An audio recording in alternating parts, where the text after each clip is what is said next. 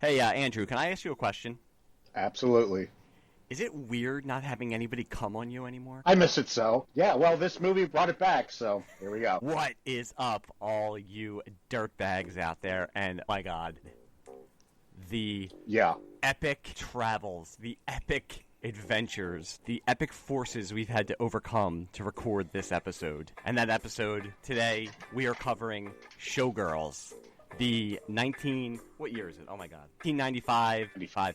Infamous? I wouldn't say classic, but it's infamous classic, infamous film. But, oh my God, the things we've had to go through to try to record this episode. Well, we can get to it. First of all, Andrew, how the hell are you doing? Andrew Gross, my co-host. I am doing well.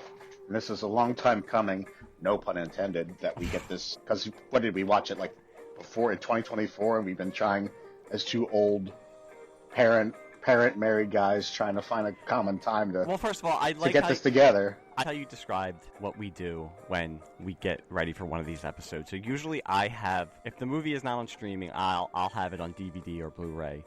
So Andrew and I, we used to work together. We don't work together anymore. But Andrew will come to his former place of employment to get the movie from me. So I walk out from my building as he's parked in the parking lot, and we look like two old white guys smuggling something or having some kind of illicit meeting in a parking lot. It's usually in the morning, but I don't know what security is thinking as they're watching me walk out and hand you a DVD through the Showgirls. through the window of your car as you give me the DVD of Porky's back, and I'm handing you the DVD of Showgirls. So yeah, this was back in November. So we've tried to do this. Since then, the Eagles have won the Super Bowl. My kitchen has been ripped out. My kitchen is currently being redone, so I have no kitchen, which is fun. What else? I turned 50. I think we tried to do this before my birthday, so I turned 50. I was still in my 40s the last time. And I'm saying tried to do it. We did record an episode. Well, not record. We did do an episode that somehow didn't record after an hour and a half of talking about this movie, and then noticing that the recording had stopped at about 5:42. So we got 5 minutes. We could have released a 5-minute episode. That would have been interesting. But my God, it has been a struggle. For any of our listeners out there who don't have kids, don't get married. Just podcast. Because when you have kids and you're married, It all goes out the window. it's really hard. It's currently right now at 10:30 on a Sunday morning. This is the only time Andrew's secluded in his fortress of solitude. What source of solitude? Next to his air conditioning unit.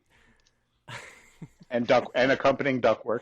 And accompanying ductwork. Bruce Willis is climbing through right now, trying to escape from Hans Gruber. I just had to go help my wife clean out our mudroom, so we had to delay the recording of the podcast for a half hour. It's insane. Enjoy your youth. And when I say that, I don't mean go out and party. I mean start podcasts. Podcast in your 20s when you don't have any other responsibilities. You don't have kids. You're not married. It's amazing because now I can either podcast at 10 o'clock on a Sunday morning or at 10 o'clock at night during a weeknight and then be exhausted the next day. Andrew, how the hell are you? I am doing well, sir. That was my preamble. That was my bitching preamble. Just bitching about everything. It's hard not to agree with any of it. Or excuse me, it's hard not to agree with all of it. And what better way to spend a Sunday morning? Would you want to go to church? No. You know what's good about a Sunday morning? Having a nice cup of coffee and talking about full frontal nudity. Isn't that the way you want to spend your Sunday morning? Absolutely. Talking about full frontal nudity and traumatizing gang rape. I don't know why I'm laughing, but it's. But we're getting ahead of ourselves. This is a feel good movie. Sure is. So Showgirls, released in 1995. I have notes here. I don't know if people can hear. I have a notebook that I write all this stuff down in. So it was released September 22nd, 1995. $20 million. There's a $45 million budget. It made $100 million worldwide. It was actually for as many... Did it make that much? Oh, yes. It's notorious, but it was at the time the highest rated X/NC-17 movie of all time. It passed Last Tango in Paris by a butter stick. I've never seen Last Tango in Paris, but I know about the infamous butter scene with Marlon Brando. So yeah, you wouldn't think, for as much as I think it's a cult movie. Obviously, I think most people I know. I discovered it. I did not see it in the theaters. I didn't have my. I wasn't driving up to my local theater and going to see Showgirls. I did see it on VHS, and I think a lot of I think when it was released on video, because it wasn't even DVD then. When it was released on video, that's when it started to gain its cult status. One, because obviously I don't think an NC-17 movie, not a lot of people are going to see NC-17. The NC-17 scares people away. Two, the reputation it had. And three, it's just easier to go and rent, back then, rent it from Blockbuster and go watch it in the comfort of your own home and do whatever you're going to do while you're watching Showgirls. So how did you discover it? Did you see it after the fact? Oh, no. I was aware of it. Obviously you and I are movie buffs. No, until you gave me the DVD in that skeevy parking lot handoff before in 2024, I had never seen it. Really? So this was the first time you? I forgot that. Yeah. This was the first. It wasn't like I don't remember like. Well, see, that in '95 I was still in college, and I don't remember it really being a thing. I think I learned about. I mean, I had heard of it because Elizabeth Berkley was in it, and she was, as many beautiful young ladies once they age out of Disney shows, they have to tell the world I'm a woman now, and I'm no longer a kid, and I'm a sexual being, and I'm hot, blah blah blah. So they do things like Maxim and FHM, or in this case Showgirls, to announce their I'm a grown woman to the world thing. So I remember it being kind of in the zeitgeist of pop culture for that reason, but I don't remember it really being something I'm like, wow, we got to go see this. At least in the social circles I ran in college. So we were all, we were all busy trying to get out of, finish and graduate. A lot of stuff like that weren't making time for back then. Yeah, and it basically destroyed Elizabeth Berkley's career. She was known for Saved by the Bell. She was big on Saved by the Bell. She was, as you just said, done with Saved by the Bell, wanted to do something mature, wanted to show that she was not the child star anymore. Exactly. I will give this to her. She was doing this movie, but it's not like this was the first mass marketed in modern times NC-17 movie. So it had a budget behind it, and it had promotional. Now back that up a little behind it. Back that up a little bit when you said that. In what way? So well, okay, you and I are kids of the '80s and '70s and '80s. When we were going to movies, and so we knew G, PG, R, and then PG-13 became a thing. Mm-hmm. So when did NC-7? What did you say was NC-17? NC-17. I think it was early to mid '90s is when X changed into NC-17. Like, do you think this movie forced the ratings board to create a rating, and they came up with NC-17? No, it's not. Or did it existed before this? Yeah, it existed before it. So this was the first. But, and that's what I was going to say. It's got Paul Verhoeven behind it. He directed Total Recall. He directed RoboCop.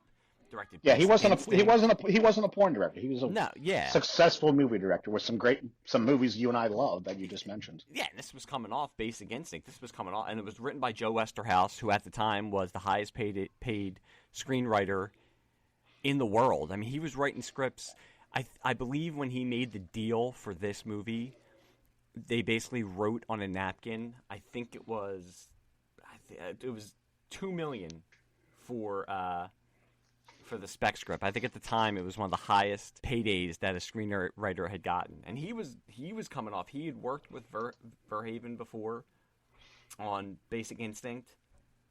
So they were basically reteaming for Showgirls, and he was a hit maker, and so was Verhoeven. So it wasn't Burt Reynolds from Boogie Nights trying to put together a cheap looking movie.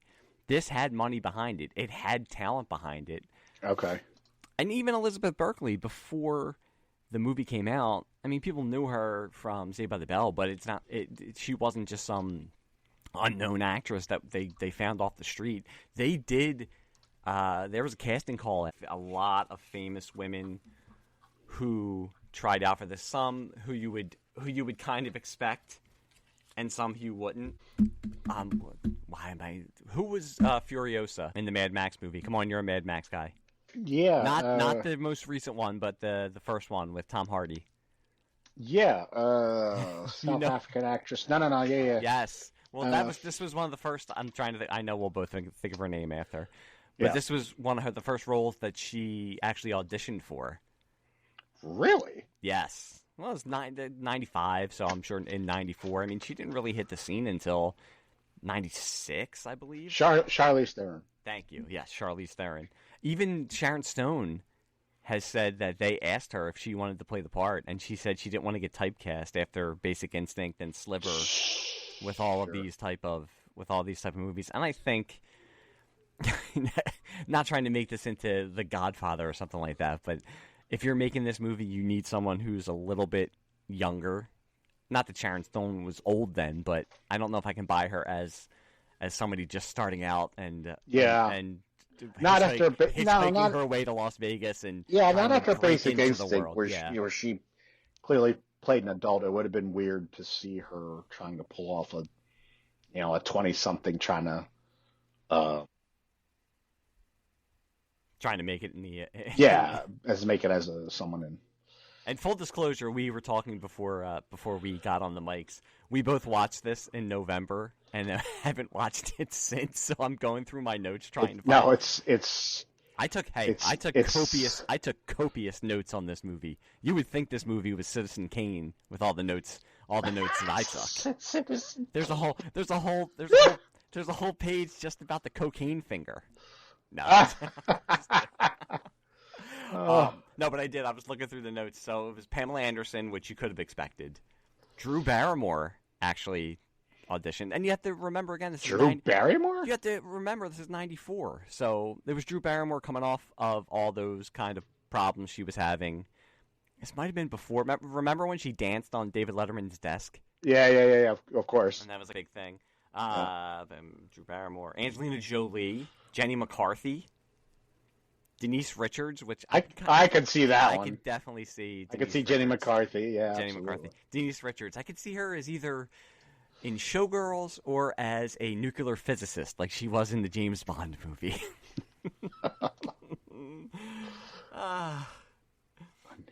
That's right, Christmas Jones. Oh my lord. Yeah, but Elizabeth.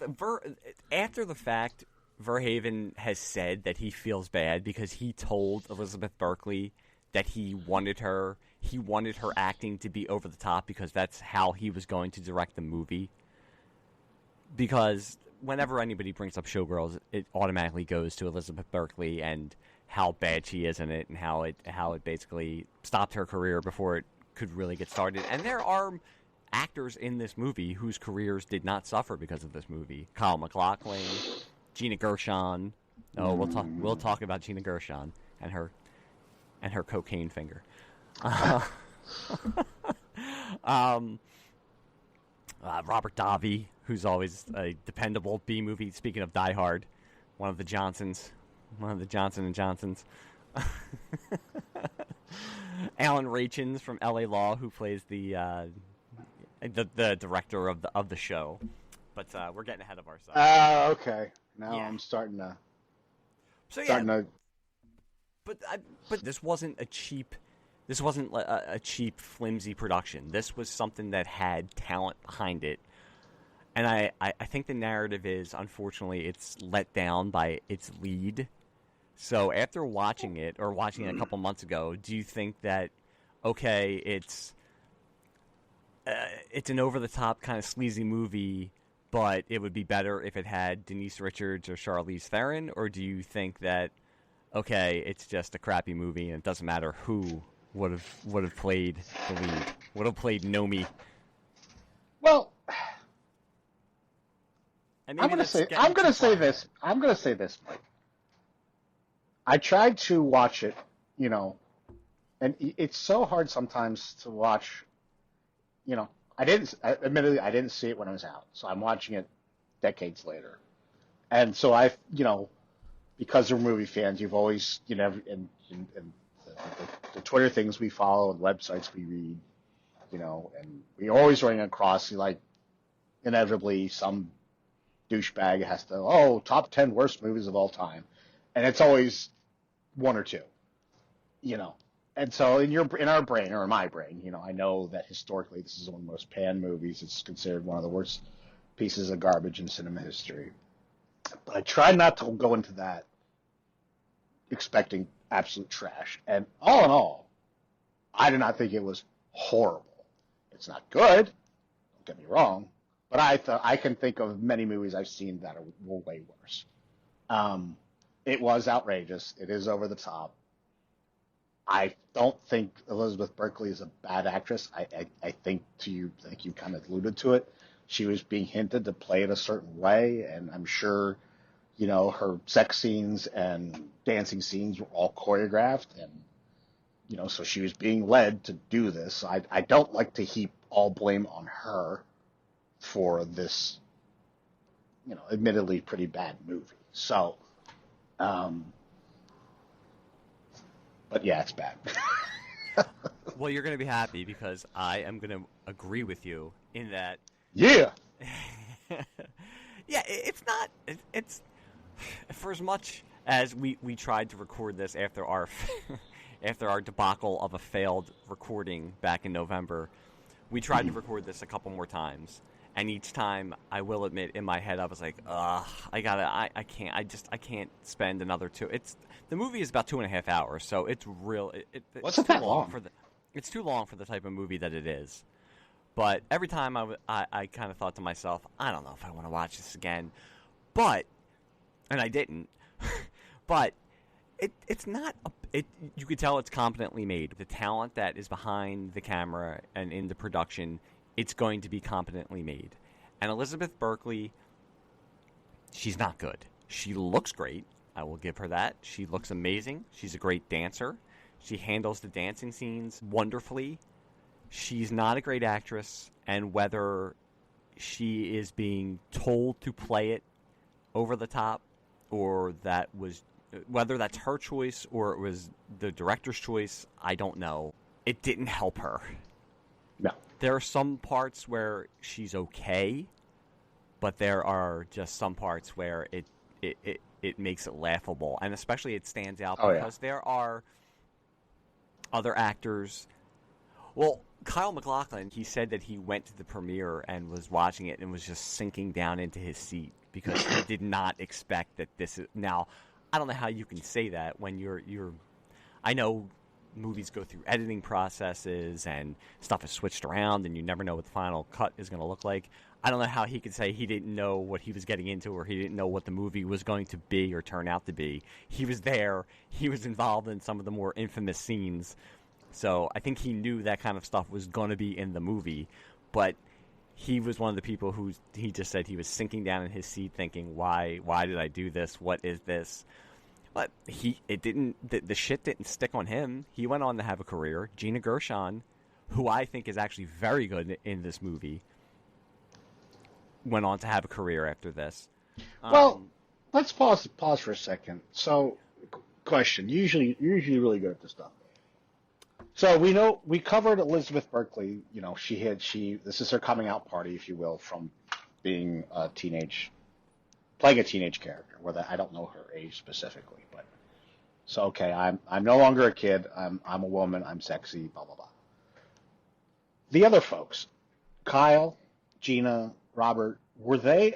I don't remember, but were they established stars at this point? I want to say yes, but you're probably going to correct me. Yeah, they are. Kyle MacLachlan had been in a bunch of David Lynch. David Lynch, thank you. I'm so old. This thing. So he was known for Twin Peaks at this point. He had a following. Was Dune done? Dune came out in the early '80s. That was he's a big star then. Yes, he was. So, bit strange that he ended up in this. It's always based weird to see him. Yeah, it's always weird to see him in this movie because he was never a superstar, but he was always a solid character. But he was a solid character. He was a solid character actor who would show you knew who he was if he showed up in a movie. He'd done the David Lynch stuff. He'd done The Doors. He was in The Doors with Oliver Stone's movie The Doors. He'd done Twin Peaks. He was a known commodity. You just touched on three very successful things: yes. Doors, Dune, and Twin Peaks. So I would say I'm going to kick it up a little bit. You're saying he's a known character. I think he's a little more of a Hollywood star. Yes, he sure. was a star, yeah. And I'm sure that the allure of working with Verhoeven and Joe Esterhaus, because they were so hot at that time, and Verhoeven, like I said, he was a hit maker. He had done he was coming off Basic Instinct, but he had done RoboCop. He had done all of these other movies. Esterhaus had written. He wrote Flashdance. Joe Esterhaus. Oh my God! I mean, talking about back in the early '80s, but he was a superstar screenwriter. People knew. I can remember reading Entertainment Weekly or Premiere Magazine back in the mid '90s, and you know who Joe Esterhaus was because he was one of the few superstar screenwriters. So I'm sure there was that allure for some of these actors. Now, Gina Gershon, this was the beginning of her career. She wasn't as big. Really? I'm saying big. It's not that Gina Gershon became this blockbuster movie actress, but she became another one who was a reliable face that you knew in the '90s. But this is one of her first roles. So she wasn't a known commodity like Kyle MacLachlan was. Okay. Now how about Robert Davi? I mean, he was always known as that's what I'm saying. He was that guy. He was the guy that you saw. That's what I'm saying. Oh, it's that guy. Yeah. So had he done a lot of that guy movies to this point? He had. He'd done The Goonies. He'd done Die Hard. Oh yeah, he was Die Hard. He was one of Johnson & Johnson. He was one of the CIA agents who fly the helicopter. Okay. He was the bad guy in License to Kill, the Bond Timothy Dalton's second Bond movie. Okay. Yep. So he's established, very established, because all those are movies that you and I were popular and big when we were kids, or younger than we are now. Younger than we are now. I don't know we were kids, but the movie has been it's following it's been compared to All About Eve. It's following that storyline a little bit, kind of. Okay, I'm not sure I'm following that. All About Eve. It's about a younger actress who plots to get rid of the older actress so she can take over the role and gain her stardom. Got it. It's not set in the world of strip clubs and Las Vegas dance shows, but you have to update with the times. And one thing that helped this movie was after it was released on video, it did gain a cult following with I'm sure. with the gay and LGBT community. Is that right? It gained a big cult following with that community. They did make a direct-to-video sequel. I've never seen it, and it doesn't star any of the people from the original movie. It was Showgirls 2: Pennies from Heaven. But Verhoeven was trying to develop a direct sequel to it with the studio, and the studio had told him if the movie made money, they would have made a sequel to it. So it seems like after they made the movie, Verhoeven being the director, he must have thought that it was going to make money, and that he must have thought that he made a good movie, because he started to actively develop a sequel that obviously didn't come to fruition with him. I mean, as a child of the 80s and 90s, how the movies worked back then, where you made a movie and then there were direct-to-video sequels that had nothing to do with the original movie. I mean, how many Starship Trooper sequels have there been that have gone direct-to-video? Sure. And some of I'm trying to think of other, it was the Tom Berenger, The Substitute. I think there's been 2 or 3 sequels with that. Oh, yeah, I think there are. Yeah, like there's Substitute 6, The Next Generation or something. I don't. But I don't get track there, but I don't remember if he did all them. But by the way, Sharon Stone was up for the Gina Gershon part 2, and that would not have been good casting, because Gina Gershon kills it in that part. Oh, yeah. We got to talk about Gina Gershon, because this was the movie I was introduced to Gina Gershon.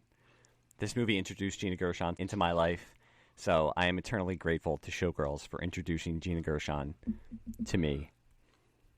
And she all kidding aside, she knows the assignment, but instead of playing it over the top, she plays it serious.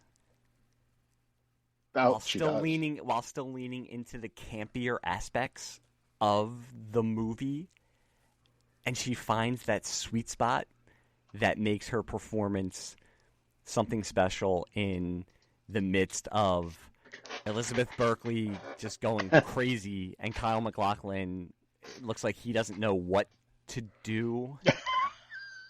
I don't know what he's not campy, Kyle MacLachlan, but he's definitely playing up to the campier elements. Right. Do you understand what I'm saying? Oh, without question. Without question. How about the two other actresses, her roommate and the trailer, who takes her in, and the Bizarro, I call it Bizarro because I still don't understand why it was even in the movie, but that guy who tried to teach her to dance, and so he could screw her, and then... I don't think either of them have done anything, and we do have to talk about, I joked about it at the beginning. I didn't joke. I didn't mean to make a joke. I obviously would never make a joke of rape or anything like that. But the scene at the end, when you bring up her roommate, it's one of the most uncomfortable scenes to watch. Yeah, that was brutal. It is. Not that, I don't know what I'm saying. Like, you can't do a scene like that and not be brutal, but like, considering, like, that scene really, like, wow, did they change lanes from what, there was a story, a tone to the movie, and now that, like, punched me in the face. I'm like, where did that come from? I'm like, that was exact. Shit. I was going to say the exact same thing. It goes from, you're laughing about Elizabeth Berkley being... Oh, yeah. Well, I had in my notes that Nomi, the character that Elizabeth Berkley plays, is just unpleasant throughout she's just basically unpleasant throughout the whole movie. Yeah, I almost wonder if that scene at the end was the real impetus for the NC-17, not so much her Elizabeth Berkley being naked and having sex. That's funny that you say that, because it might be. I'm sure they gave it because of I'm sure they had something to do with it. About... You're skipping over the whole lap dance for Kyle MacLachlan as Gina Gershon watches and snorts cocaine. Well, I don't know. I don't think drug use and a lap dance. I don't feel like that's something I hadn't a fully nude lap dance seen in other movies. I mean, certainly you can't bring up cocaine because this is post Scarface. So okay, that ain't gonna register no blip on the radar because she did cocaine off her fingernail. Oh man, that fingernail. But maybe the lap dance. Maybe, I don't know. We hadn't seen anything that sexual in a movie before. Maybe I could. You may have a point there, but I thought that I think the rape scene contributed to the NC-17. Have to believe that's It is a brutal scene. It's very graphic. And like you said, it is a total whiplash of tones. And it comes at the end of the movie also. So you've gone through this whole journey where you're kind of like, okay, I know what this movie is. And watching it in 1995 or 1996 when I first rented it, of course, I was like, oh, I get to see these really hot girls and they have their shirts off and some of them are fully nude and this is so awesome. I can't believe I'm watching this. And then you get to that part at the end and you're just watching a woman be brutally raped and beaten. Yeah. And it's very graphic. So and then even when they show the aftermath as she comes stumbling out of the room. Yeah.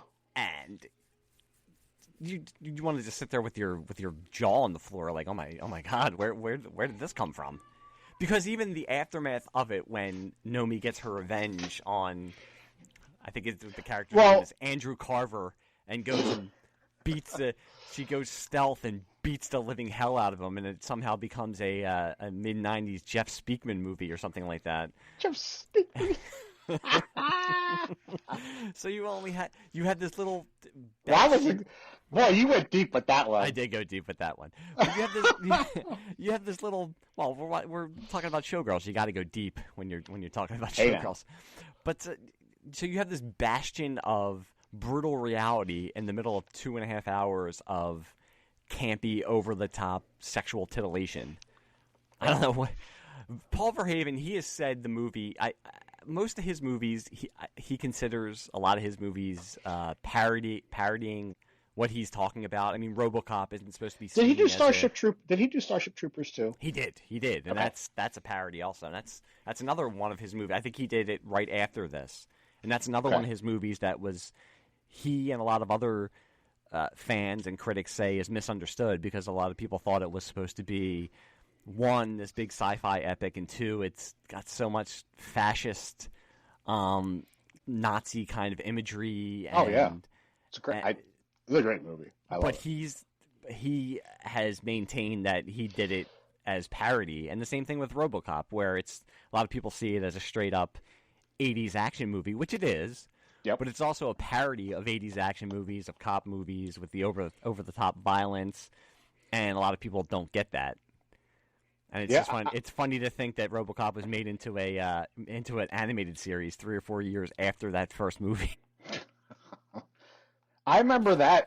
They should have animated the guy who the I'll buy that for $1 guy. That should have been how, like, when they used to do the real Ghostbusters and it said, like, we now return to the real Ghostbusters. They should have had the I buy that for $1 guy say, we now return to RoboCop. They I think RoboCop actually fought a rating because of the graphicness of the violence, which at the time was, I guess, a lot of his movies. Shocking. Yeah, a lot of his movies. RoboCop. You look at it now, you're like, what's the big deal? You see this, on Saturday morning cartoons, but yeah, at the time it was. A lot of his movies, RoboCop, Basic Instinct, this, obviously. But yeah, you brought up the friend, so her best friend. She is never. I was looking her up while we were talking.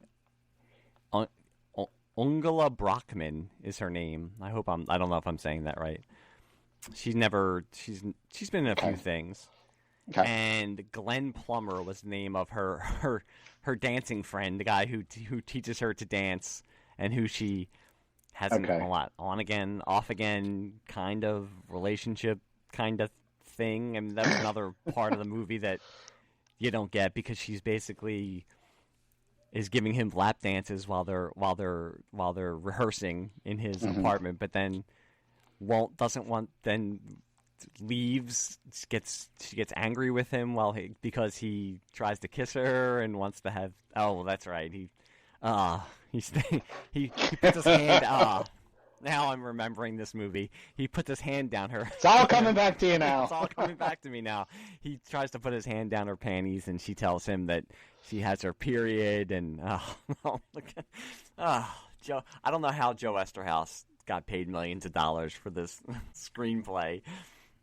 And then she finds him later. He's shacked up with the dancer. With the other dancer, yeah. With the dancer who was taking her place at the strip club she worked with, and he got her pregnant, and she was kind of ditzy, but he was going to go work for her dad in a supermarket.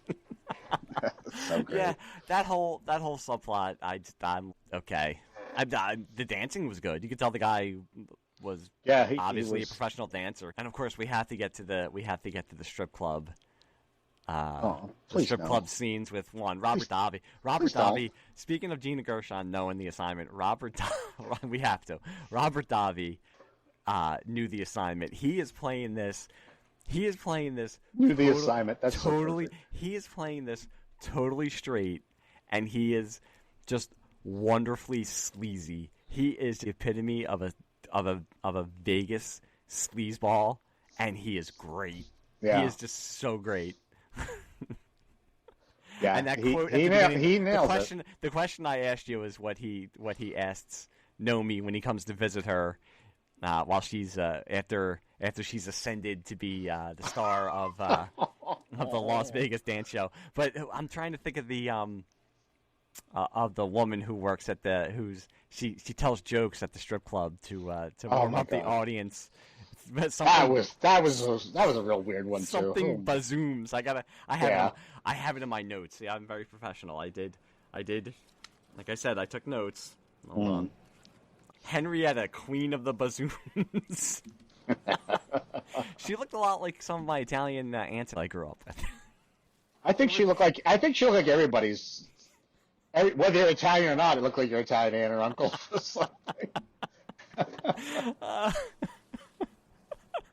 So, I needed, if this movie had been a hit, I needed a really cool spin-off of the strip club See, if this was made now, they could have had a Max series with Robert Davi and Henrietta, Queen of the Bazooms, running the strip club, and the weekly adventures they get into with the strippers. Weekly adventures. You're making it sound like a sitcom or like Three's Company or something. Sure, it could have been. That would have been great. Absolutely. All right, Mike. Have we gotten to the point where we put the gauge on? We got to put the gauge on it. Wow, that's all we're going to talk about with this movie? That's it? No, I was asking. I'm half kidding. I'm half not. Because we watched this so long ago, and I just didn't want to watch it again. But after watching it, and I know we had this discussion in the beginning, it is not a terrible movie. I tried to put myself in the mindset of when I watched it back in most likely 1996 when it came out on video, and as I was relaying before, sure, I watched it because it was known that it was an NC-17 movie, and you were promised you're going to get to see nude girls, and you're going to get to see these sex scenes that are supposed to be so over the top and that you had never seen before. Sure. And you do. But okay, I can see why it's become a cult movie. I really can, and it has. There are screenings, late night screenings. People go and they know all the lines. It's become something like the Rocky Horror Picture Show, where people will go dressed up. Sure, they'll go and scream the lines out, and I can buy it as that. It's something I could watch maybe once every couple years and enjoy it for what it is, and enjoy it for. I don't think it should have destroyed Elizabeth Berkley's career. I do feel bad that this movie basically stopped her before she could even start. And she's worked in TV, she's worked in other movies, but she never became a superstar. But I don't think it's a shame that it all got laid on at her feet. No pun intended. No pun intended. Because Gina Gershon, she got out of this unscathed. Kyle MacLachlan got out of it unscathed. Joe Esterhaus went on to write other movies after this. Paul Verhoeven went on to make other movies. I mean, his career after this, he only made a few more and hasn't really made a lot of blockbusters since, but still got to make movies after this. But it was Elizabeth Berkley who had to shoulder the whole burden of this movie being a colossal disappointment and flop. Mm-hmm. And it's a shame that it fell onto her shoulders. I couldn't agree more. I think she is undeserved, but she got scapegoated for this one. That's without a question. I mean, do you agree though? It's something you could, and I think you said it too. It's something you could watch every couple of years, and you can enjoy it for what it is. It's not something that's just. It's bad, but it's fun bad. I would say. Yeah. No, that's so true.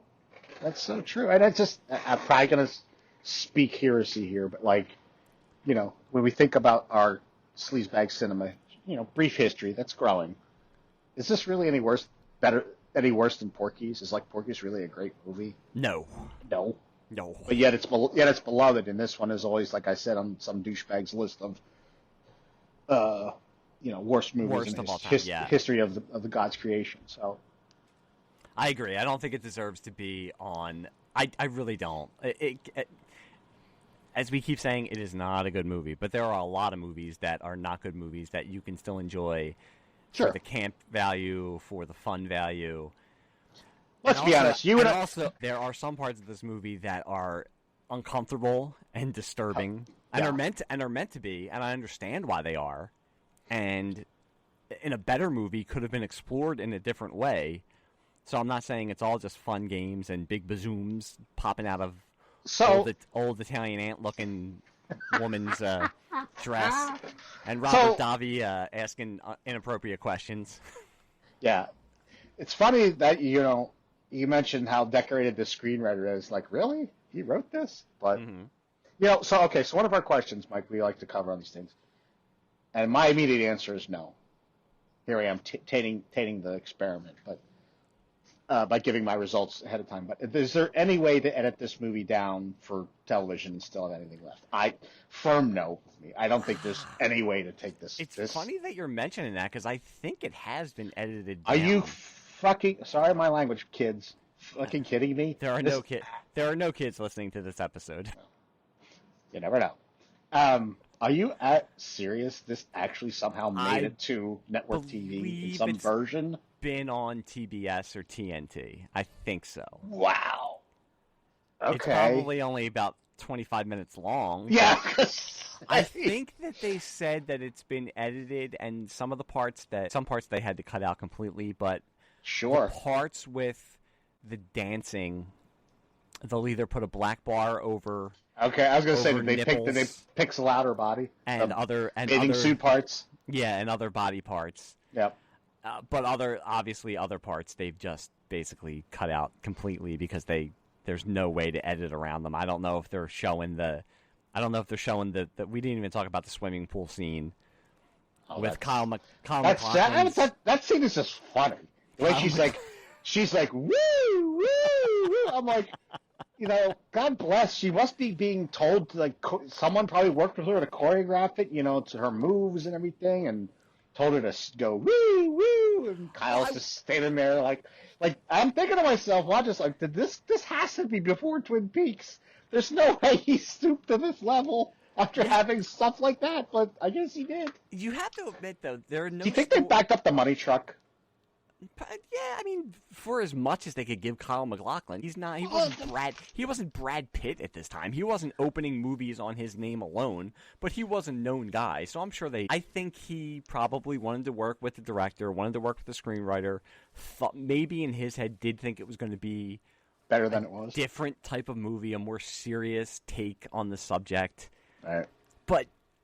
And I've never been on a film set. I'm obviously not an actor. I wonder what it's like to be sitting there and making it and knowing in your head, like, all right, this is not turning out the way that I want it to turn out.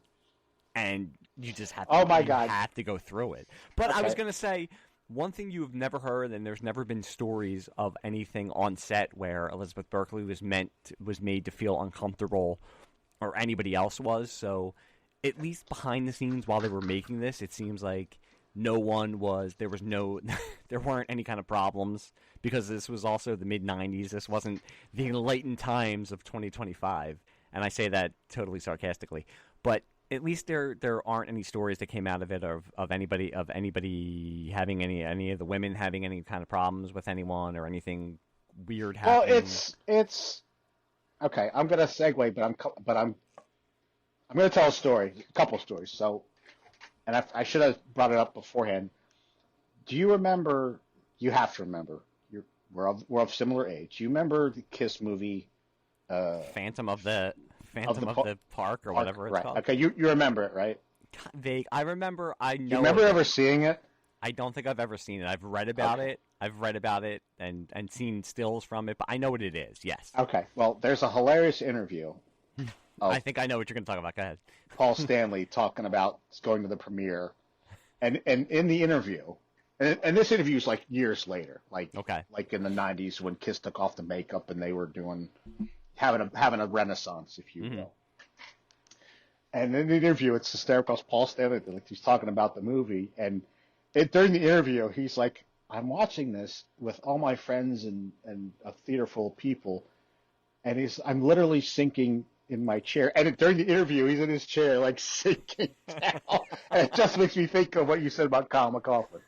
But what else I wanted to bring up was there was a movie. You know Robert Rodriguez, the director? Yep. So he did a movie called, I think it was called Desperado, with Antonio Banderas and a kind of unknown Salma Hayek. Yep. And have you ever seen it? I do have a story about that. So Desperado, one of the few movies I've walked out on. Really? I did, and I've never watched it since. It's probably blasphemy, and I should watch it again. You didn't? Did you see? Did you see this? God, I'm sorry. I love that movie. I didn't. But now I haven't watched it since the mid '90s, so it could be the folly of youth, and I was just an idiot and wasn't in the mood for what I was watching. And every time I see Robert Rodriguez or it gets brought up, I'm like, I should revisit it again because I probably made a mistake. But yes, I know what you're talking about. I did kind of see it, but I walked out halfway through it. I don't know why. Oh. So what were you going to say?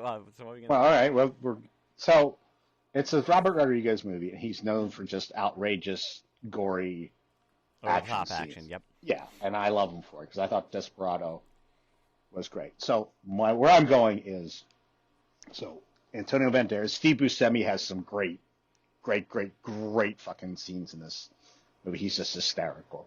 And Cheech Marin's in it. He's the bartender. Anyway, gets to a point where he meets up with the Salma Hayek character, and there's a 13, 15-minute long graphic sex scene where, we get to see Antonio Banderas' chest, but we get to see just about every square inch outside of her vajayjay of Salma Hayek. Mm-hmm. And the story is, I'm trying not to be long-winded, the story is Robert Rodriguez, who was not, Quentin Tarantino level of success at this point. This is a Miramax movie, so you see where this is going. Was that he didn't want to do that. Salma Hayek didn't want to do it, and Harvey Weinstein was like screaming at them. Robert tells a story like he just threatening their typical, what we know of Harvey Weinstein, threatening their careers. The actor, Antonio Salma, like I want to see this. I just want to see this. We got to see her body. Like just insisted under great threat. So why am I telling this story? I wonder if there was some Harvey Weinstein executive in charge of this movie that might have insisted on, like, is it all at the hands of Verhoeven and the writer that a lot of the imagery and whatnot ended this movie, or is there some Harvey Weinstein, or maybe it was Harvey himself? I don't know if he's connected to this movie, or some creep screaming at wanting this stuff in to makes my mind spins because this isn't the first story I've heard about a guy like a Harvey Weinstein insisting on exploiting a woman in a movie like that. Yeah, I don't think so, and it's not. When I say the research, you said nothing ever came out about that. So no, and you would think that all these years later, because when I watched the DVD, I actually watched the. They don't have extensive behind the scenes stuff, but they have a couple clips of Verhoeven directing Elizabeth Berkley. It's not any of the obviously more racy scenes, sure, but. And when I say my research, my research is looking Which is online, watching the DVD extras? Yeah, watching DVD extras, looking online and reading Wikipedia. But I didn't come across any kind of stories. Okay, fair enough. It's the it's the mid-'90s. I'm sure, I don't know if any of the actors partook in it, but I'm sure the drug use on screen was possibly still going on behind the scenes. You love your 80s and 90s cocaine stories. I just love that Gina Gershon cocaine fingernail, man. How freaking beautiful is she? Jesus Christ. Yeah, we can't end this. Listen, the people who listen. I feel like I should take a knee and pay just to show like for the appropriate homage to the beauty of its sexiness of how. God love her. Some of the outfits she's wearing in this movie should not work, but she makes it work because she's Gina Gershon. And what I was going to say is the people listening to this, the tens of people who listen to our podcast, right. Our 7 followers. The name of the podcast is Sleazebag Cinema. Absolutely. So we're going to get into how hot Gina Gershon is, and my God, I haven't seen Gina Gershon in years. So I don't know what she's doing right now, but in the mid-'90s, I wanted Gina Gershon. One, I wanted her to play Catwoman. Oh my God, how fucking perfect would that have been? I think she would have made an amazing Catwoman. No disrespect at all to Michelle Pfeiffer. No, because holy Christ, Gina Gershon! Oh my Lord! Can you imagine her wrapping a whip around? I don't know who would have been playing Batman if she would have played it. But what's the Penguin line you always repeat? Oh, twitching you! My friend, show her my French flipper trick. There you go. Yes, I would like to show Gina Gershon my French flipper trick. As would 99% of the heterosexual men on the planet, and some women also. And there's nothing wrong with that. And perhaps 93% of the women. So. Yes, why wouldn't they? Heterosexual or not? Yes. She was also, I don't know if we talked about this when we our ill-fated recording last time or if it was just when we were talking about the movie, but she did a movie, speaking of Harvey Weinstein, I think it's a Miramax movie because it's the Wachowskis movie before The Matrix. Called Bound.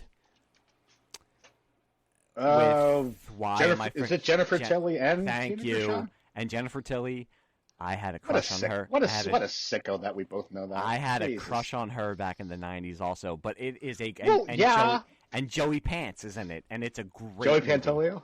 Okay. And it's not just a great movie because Jennifer Tilly and Gina Gershon played lesbians who are in love with each other. That helps make it a really good movie, but it's a very, very good movie. I haven't watched it in a long time.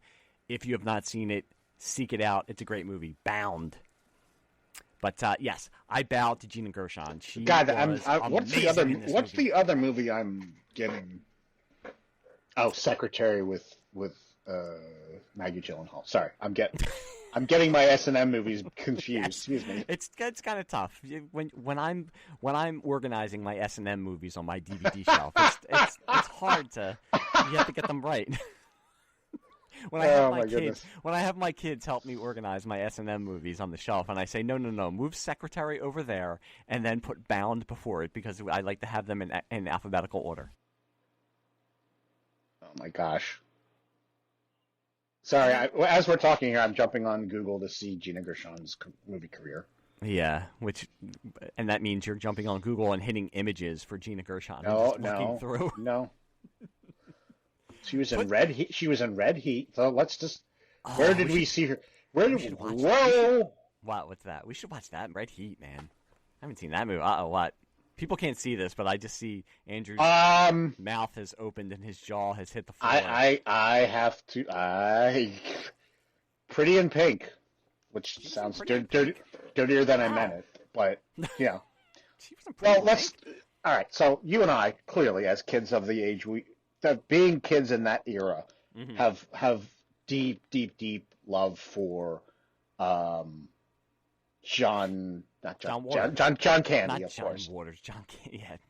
John Hughes, was it? John Hughes. I said John Waters. God Almighty, I can't podcast in the morning anymore. John Hughes, he made all those. Yes, he did. Yep. 6 or 7 movies we loved as kids. The Brat Pack movies. Yep. Yeah. So apparently, in her credits here. So guess what I'm gonna look up and stream this evening is Pretty in Pink because I have cause to watch it because not that I've been known to look for her during that movie, but I got to see her at that age. Oh my Lord, that doesn't sound too creepy. Not at all. No. Oh, and I will say one thing Showgirls, about her. Okay. One thing about her in Showgirls. Her name, by the way, in Bound was Corky. Yes, it was. It was quirky. She was in Face Off with Travolta, so I gotta watch that. That's another movie I haven't watched in a long time. But her, the southern accent that she does in Showgirls, just kiss. Well, she's supposed to be, by the way. She's supposed to be Texas, right? Texas, yes. The whole darling kind of thing. Oh, wow. She's a busy girl. I'll give her. I'm looking at this. She was in Killer Joe. No shit. I've made to watch that. What's her most recent credit? I know that I'm glad you pay attention to the things I send you, but she has a trailer. She's doing some action movie with John Travolta coming out. Oh, but no, she has. God love her. She's worked steadily, at least 2-3 pictures or TV series or appearance in something every year since '85.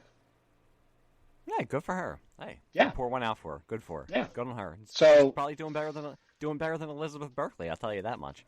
I feel bad for her because I've seen her interviewed and she seems like a really good person, and I hate to see good people. Sorry, not have. I'm sorry. I think the only thing she's probably did was that reunion. It was a cheap joke. Wasn't there a reunion of 4 or 5 years within the last 5 years where they brought back of everybody but Screech? I thought you meant a Showgirls reunion. No. So yeah, this movie is called High Rollers with Travolta, and he's getting a little long in the tooth to be playing an action movie. He's like, yes, he is. I don't know. He gets mixed up with some people, and they take her, and it looks like it's supposed to be like a high action comedy, kind of like Hitman's Bodyguard. So yeah, I think I'll pass on that one. Even though she's in it, all right. I think if we're checking the IMDb of Gina Gershon, we're probably at the point where we should do the Zmed-O-Meter for All right, Showgirls. What do you think? that's fair enough. You're going first on this one. Oh, it wraps it around 5 times and ends on 5. What do we do? 5 or 10? I forget. 5. Yeah. Well, I think it changes every episode because I forget. Yeah. Well, then I'm gonna say it pegs it at 42. So the highest rating, 42. For this one, it should be 69. Well, I wasn't gonna go there. Yeah, this goes to a 5. Oh, my God. You disrespect the Zmed-O-Meter? Sorry, I just saw something I'm going to share with you. Go ahead. What's that? No, I said it's a 5. It's definitely a 5. This is... So, there was a... Okay, so this is going somewhere. Stay tuned, kids. I'm staying. You and I universally love Batman the Animated Series. Okay. Well, I love it. I don't remember where you stand on it, but yes, I personally think that's the greatest incarnation of the Batman character. Yes. Ever. Now, following the success of that, they had Superman and the Justice League Unlimited. Mm-hmm. Then some years later, I'm going to say decades, Batman Animated kind of came back. Was it Brave and the Bold? There was Brave and the Bold. Oh, was she the hang on, no. No. Brave and the Bold's a little bit. I like it. It's more. It slides adult. I think it was not on like WB or anything. I think it was. Are you talking about Harley Quinn? No. No, not that hardcore. Batman Brave and the Bold. If you've ever, I've seen it. It's more silly version. I don't think you have. I think you're talking about something else. But go ahead. Well, there was a Saturday morning cartoon called The Batman. Yes. And it was actually quite good. Mm-hmm. That's good. And she was the voice of Catwoman. Ooh, see, we know what we're talking about. We really do know what we're talking about. And now I'm going to have to watch that again and imagine what it could have been like in an alternate 1990s where Joel Schumacher. The only thing weird about that one, Batman movies and cast her as Catwoman. Yeah, the only thing weird about that one, like the Joker is he's like reggae. He's reggae Joker.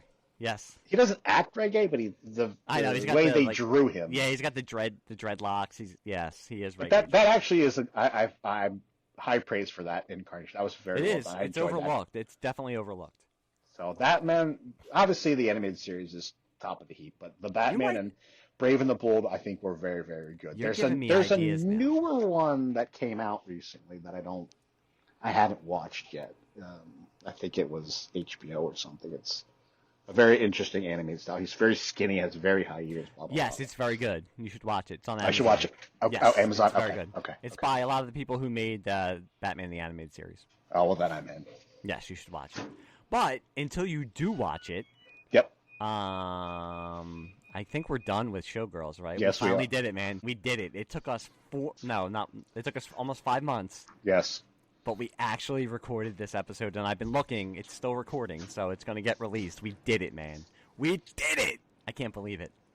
And we've had 5 months to think about this, and I have no idea what we're doing next, because I haven't thought about what movie we're doing next. You didn't have any ideas, did you? Somewhere you and I created a list, so... I know we did. Well, I'll either, edit in after this Yep. what we're going to do, or we'll talk and figure this out. Well, here's what we can do. Here's what you can do. Go look at your DVD collection and say, Andrew, you gotta come pick this up. It's right behind me. I can look right now. Most of these DVDs, I think we were gonna do. I don't remember the title, but you and I found a Johnny Depp when he's like 12. Oh, Summer Resort or something. Something like along those lines. Yeah.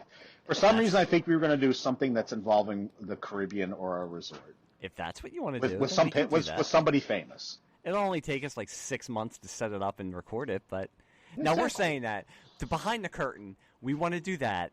I want to have, and this is a cheap promotion for the other podcast I do, Pop Culture Basement. I want to have Andrew on because I want to talk to him about the What's Happening episode with the Doobie Brothers. I'll speak to any doobie that doobie in. Which doobie you be? And now that you're talking about the Batman, I want to do an episode of Pop Culture Basement and have you on and talk about the Batman. Everybody talks about Batman in the animated series, but I'd like to talk to you about the Batman. So we might have absolutely. To do that and so then I'm going to ask that we do a Batman Brave and the Bold. We can And do you have that you too. have to watch every episode because it's very good. I know. It's I know it's freakishly good, but yet I don't feel like it's trying to. It doesn't steal or try to mimic anything in the animated series. It's really good Batman stuff on its own. So it's impressive. I will watch it then. Yeah. But yeah, so maybe we'll do some. Let's tentatively say Summer Resort. I think that's what it's called. Is going to be our next episode. I'll look it up, see what it is. But yeah. And then, So then get excited. It'll probably be out at Christmas because that's when we'll be able to line up our recording times. Well, you and I have to spend 5 months trying to figure out where we can watch it. And then we have to. That seems to be a problem lately. We have to have our illicit drop off in the parking lot. Absolutely. Two dirty old men dropping off dirty movies to each other. That's a fine time to watch dirty movies. That's a fine time to watch. Worst of all, Frank. It all comes back to MASH. This is worst of all, Frank. This is the worst of all, Frank. But until then, again, right. I'm giving. You can find Sleazebag Cinema on Twitter. You can find it. It's not on Bluesky. You can find me on Bluesky under This Lightsaber Kills Fascists.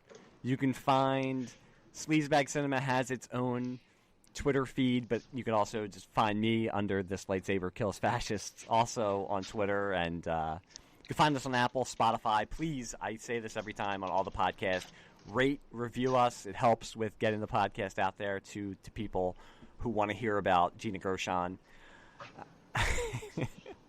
Share it with your friends.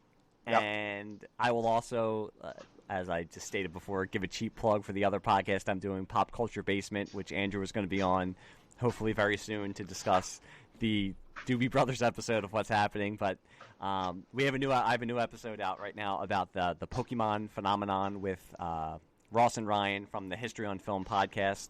The first episode was about the Star Wars prequels that I did with my cousin-in-law, Christina Dowler, and that was a great episode.